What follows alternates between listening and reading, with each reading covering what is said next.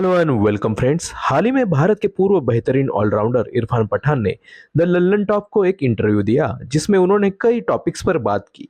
पाकिस्तान के क्रिकेट और उनके खिलाड़ियों पर भी इरफान पठान ने बातें की।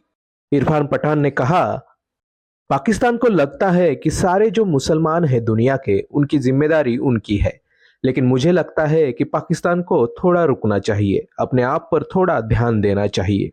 दरअसल जब मैं नया था तब हर्षा भोगले शाहिद अफरीदी का एक इंटरव्यू ले रहे थे, जिसमें शाहिद अफरीदी ने कहा था कि असली पठान मैं हूं, इरफान पठान नकली पठान है। शाहिद अफरीदी बदतमीज आदमी है। इरफान ने आगे कहा कि शाहिद अफरीदी को यह बात नहीं करनी चाहिए थी। आप खेलो, हम खेलेंगे और खेल कर चले जाएंगे। उसके बाद जब जब मेरे हाथों में गेंद आई और सामने शाहिद अफरीदी थे तो मुझे लगता था इसे तो मैं आउट कर दूंगा।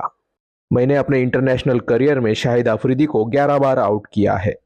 एक बार हम फ्लाइट में थे, कराची से लाहौर जा रहे थे। दोनों टीम्स फ्लाइट में थी। शाहिद अफरीदी आए और मेरे सर पर हाथ रखकर मेरे बाल इधर उधर किए और कहा, बच्चे कैसा है?